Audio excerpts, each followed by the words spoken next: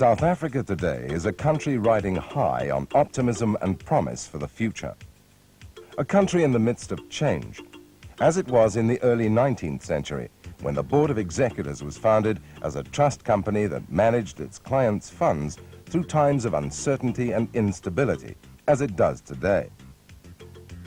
During the turbulent years when slavery was abolished in the Cape, trekkers were moving north in great numbers and British settlers were arriving as a counterbalance to this exodus, the Board of Executors was established by a group of concerned businessmen. From those early days, and through many periods of uncertainty, the Board of Executors has grown to become one of the most respected and highly rated independent financial services groups in the country, offering a select range of professional services to corporate and private clients. Today, the Board of Executors is the oldest company listed on the Johannesburg Stock Exchange. It is a company run by highly committed individuals who are shareholders in the business.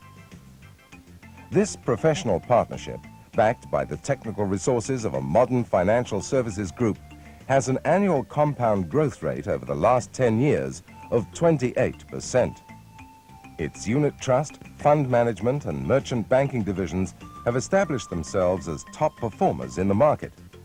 In fact, through all its services and for all its clients and shareholders, the Board of Executors is committed to continually building the foundations for future growth. And as South Africa moves into an era of challenge and new opportunities for all its people, the Board of Executors is proud to be associated with the ideals of Education Africa and as a sponsor to the furtherance of its noble objectives.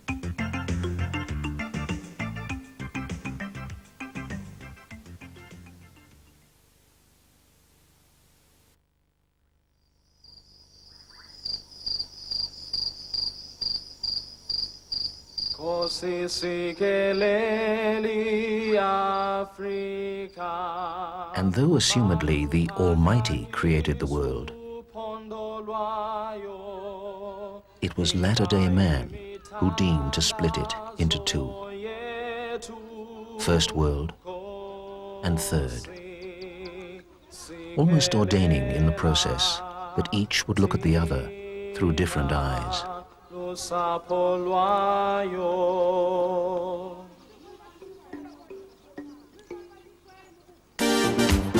First world and third.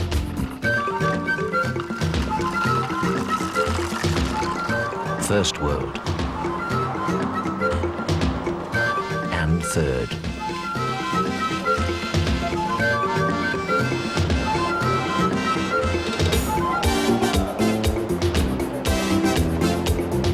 Though here in South Africa, frictionally and factionally, they now coexist in one world.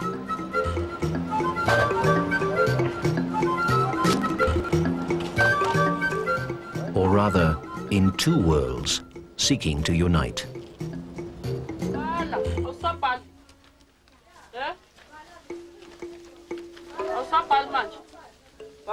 Different worlds will look at what you're seeing with different eyes.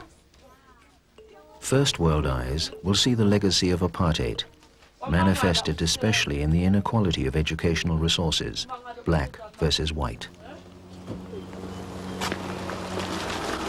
And we can read a bit if you go there on page.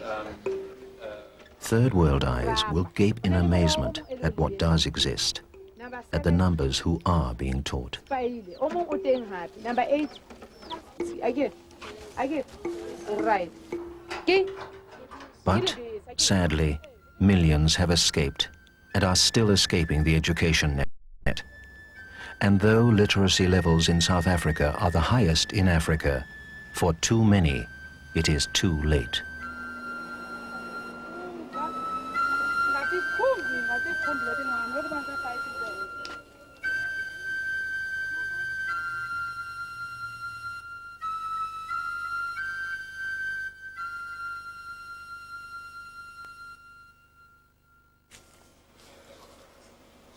Say some 20 minutes or so and see what will happen. If it remains along the 0 line, In the grand old days of apartheid, the 50s and 60s, consensus among many white South Africans was that black South Africans were genetically incapable of learning more than basics.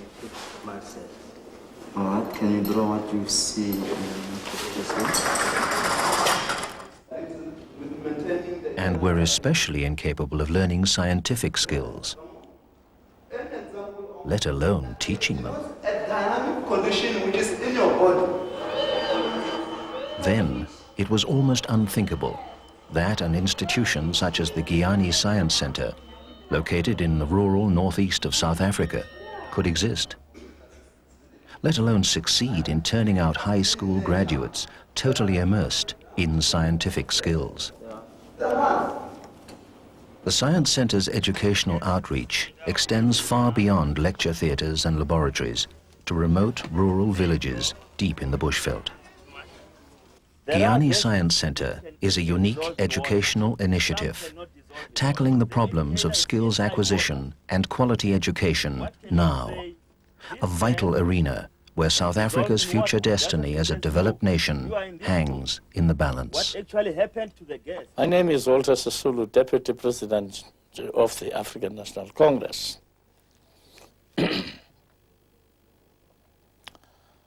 I attach great importance on the question of education.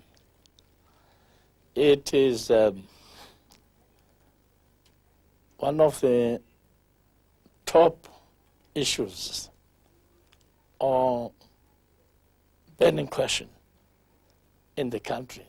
It seems to me, without education, for the majority of the people in this country, the possibility of having stability in future is very, very slim. 1, 2, 3, 4, 5, 6. Despite the government spending to the limit of its resources, the bitter legacy of apartheid, or separate development, has left its mark in the tremendous inequality of education in South Africa. White at the expense of black, in terms of infrastructure, staffing, and facilities.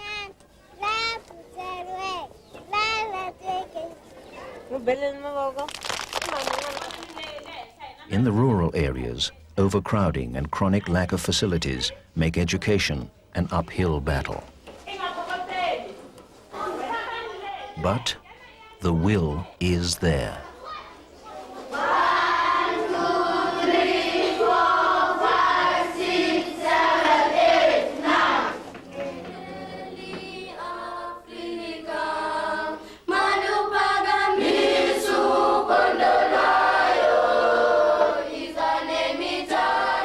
In the burgeoning squatter communities springing up around the major cities, the conditions are pitiful.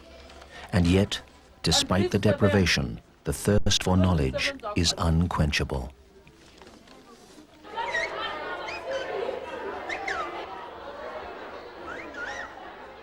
And even in the midst of the chaos and lawlessness of urban black township schools, simmering with frustration and discontent, the will to learn is there too.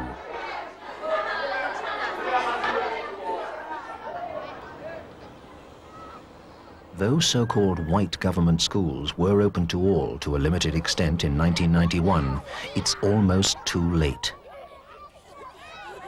The tragedy is, it should have happened sooner. Now, it's a race against time. One can, of course, repeal laws that are racially discriminatory with the stroke of a pen. And that is exactly what State President de Klerk has done over the last 18 months or so. But what you cannot obliterate with the stroke of a pen is the legacy of 40 years of apartheid. And that is what we have got to deal with. And that is why it is extremely urgent for us to get on with the job of rescuing children, a whole generation of children who have been really functionally disabled by not having a decent education. We have an education crisis. There are children out there, thousands of them, who are crying out for an education. Our political leaders are locked in negotiations at the moment. They do not have the time, they will not have the time in the immediate future to look into this education crisis. And unless the private sector gets into it and does something. We need to generate funds locally and overseas to start working and to try and solve the education problem.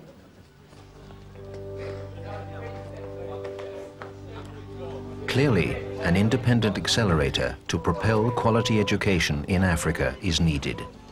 And ironically, it exists in the shape of a unique project involving what could be termed the most elitist institutions, namely the country's top independent private schools.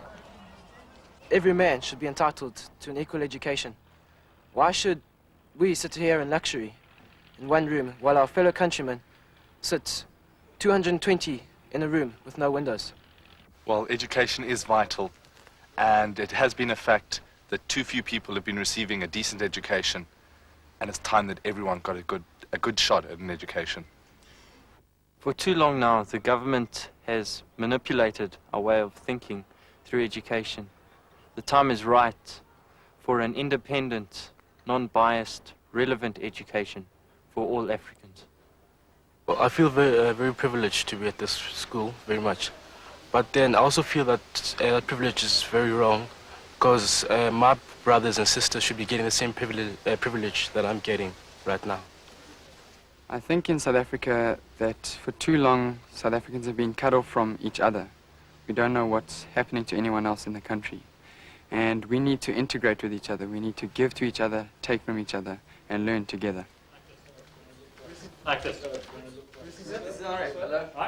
The concept is simple.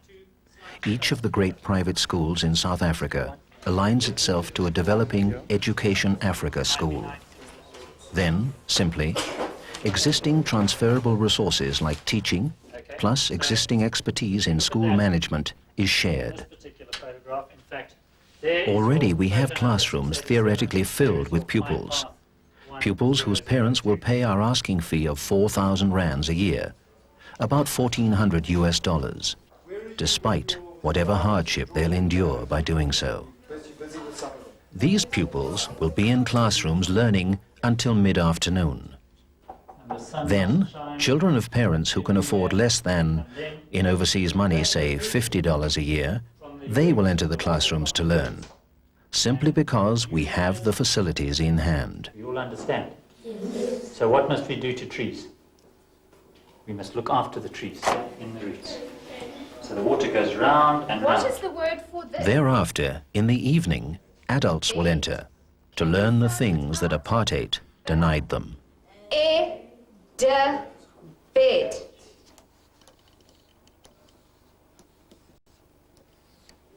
Let's go through it again.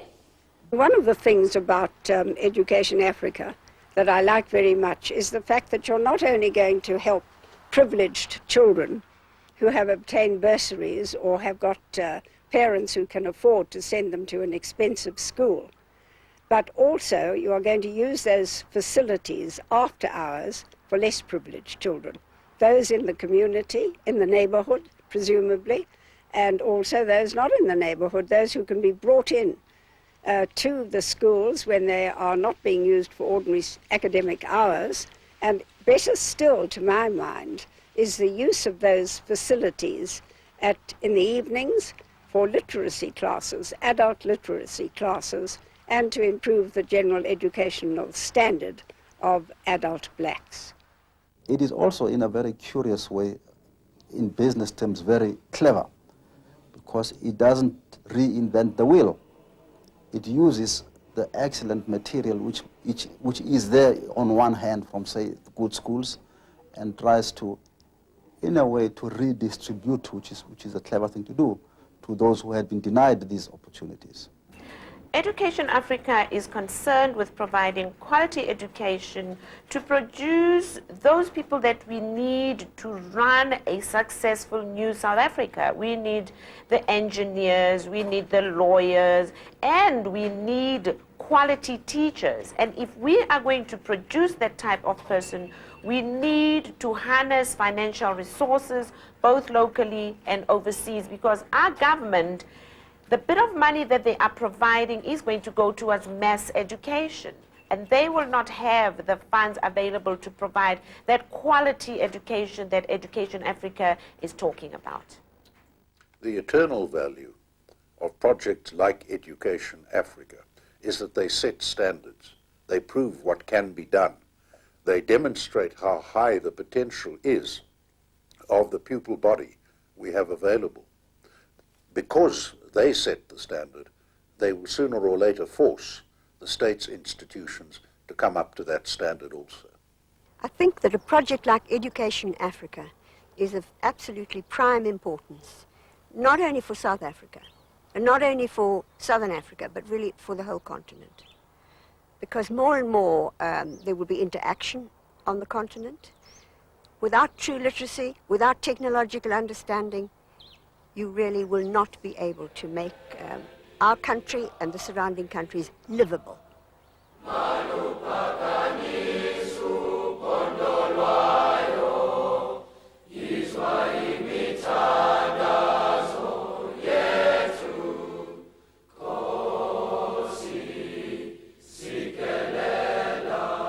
I really fully endorse the Education Africa project because I believe that it's needed, and I don't think that we are going to get anywhere without that kind of assistance which this fund is going to provide for our people.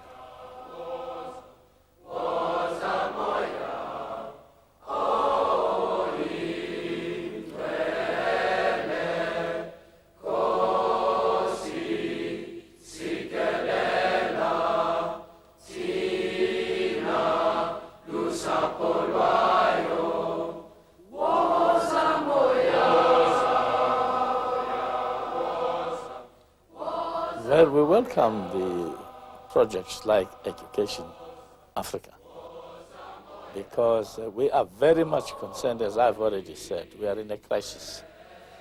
And we naturally must welcome efforts such as you are making in your project.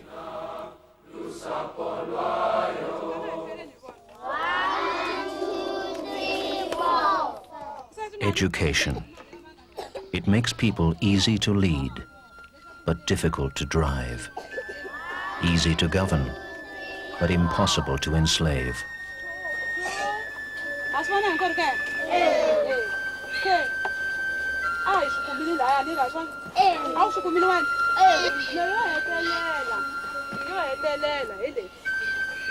Today's child, tomorrow's hope.